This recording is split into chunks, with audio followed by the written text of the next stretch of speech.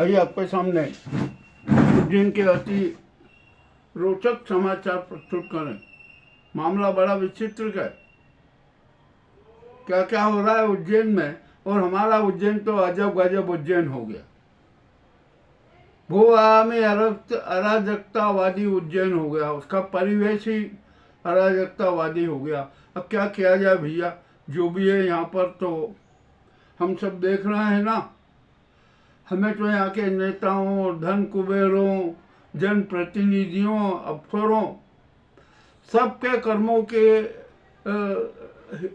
हिसाब की डायरी मिल गई, और डायरी में तो बड़े बड़े विचित्र कांड है। महाकाल, महालोक, मंगलनाथ, अंगारेश्वर, सप्त सागर, 84 महादेव, प्रशासन, और यहाँ के जो धन कुबेर है ना, उनके अनेक साथी धन कुबेरों की भी डायरी मिल गई। इसके अलावा जितने भू माफिया हैं उनकी भी डायरी मिल गई, और उनके सबके हिसाब किताब जब हमने देखे ना तो हमारी निगाहें शर्म से झुक गई। अब क्या किया जाए, झुकेगी ना। उनके काले कारनामे ही ऐसे हैं कि जिसकी कोई सीमा नहीं। चलिए, अब ये तो हम सारा विवरण प्रस्तुत करेंगे, हर चेहरे का हिसाब करेंगे, हर चेहरे का सच बताएंगे, हर चेहरे से नकाब हटाएंगे।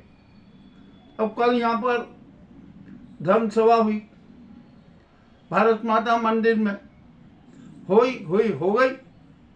और धन क्या है, धन को दुकान बना दिया है, व्यवसाय केंद्र बना दिया है, और आप उसकी सभा कर रहे हो।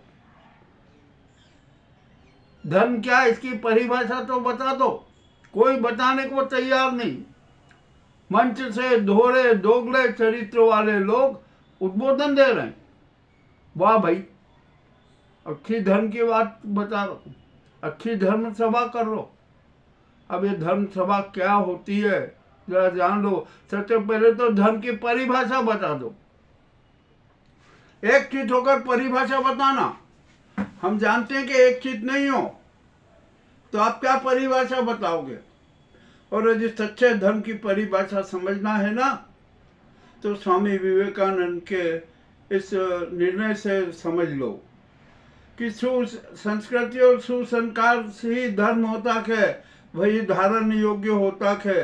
तो धर्म सभा करने वालों, अपना जरा संस्कृति का ज्ञान कर लो, अपने संस्कारों का ज्ञान कर लो, अपने कर्मों का ज्ञान कर लो, और देखो कि आपने धर्म सभा के नाम पर क्या कौन सा नाटक किया भाई। अब क्या कर सकते हैं, नाटक ही तो करना है।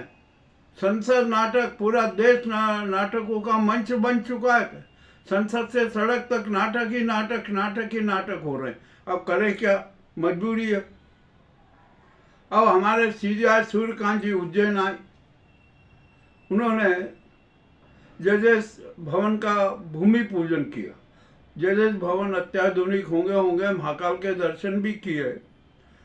मगर हम सूर्यकांत जी को कह रहे हैं, आप उज्जैन आए, महाकाल के दर्शन किए, ये आपका सौभाग्य गए, परंतु आत्मा महाकाल का भी तो दर्शन कर लीजिए। इससे बड़ा सौभाग्य और कोई नहीं होगा।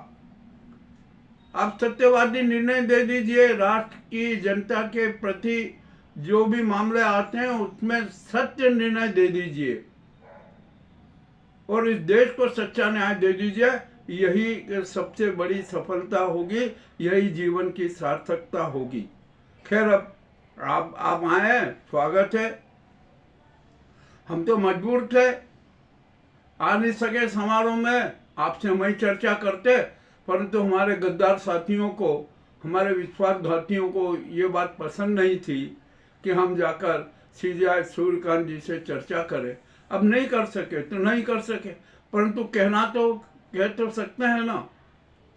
धर्म में हमारी आस्था है, निसंदेह हम धार्मिक हैं। कोई भी व्यक्ति अधर्मी नहीं है। सब अपने अपने कर्मों के हिसाब से धर्म की परिभाषा करता है। मगर अब धर्म की परिभाषा में समझदारी की भी जरूरत होती है।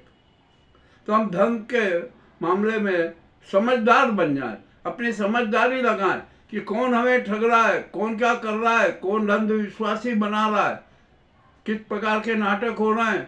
धर्म को व्यवसाय बना दिया गया है। कोई भी आत्मा महाकाल, आत्म शिव के दर्शन नहीं करना चाहता, ना आत्म चिंतन करना चाहता। बस उसे तो धन देवता का चिंतन करना रहता है, वो उसी की चिंता में व्यस्त रहता है।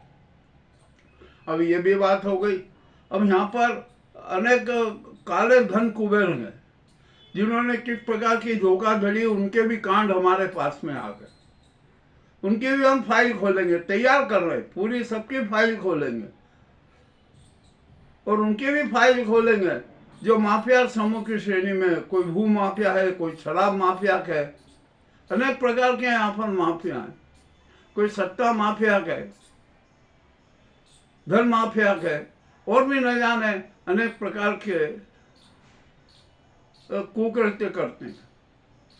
यहाँ पर जो चमड़े के जहाज चलाने वाले माफिया भी हैं, हमने देखा है।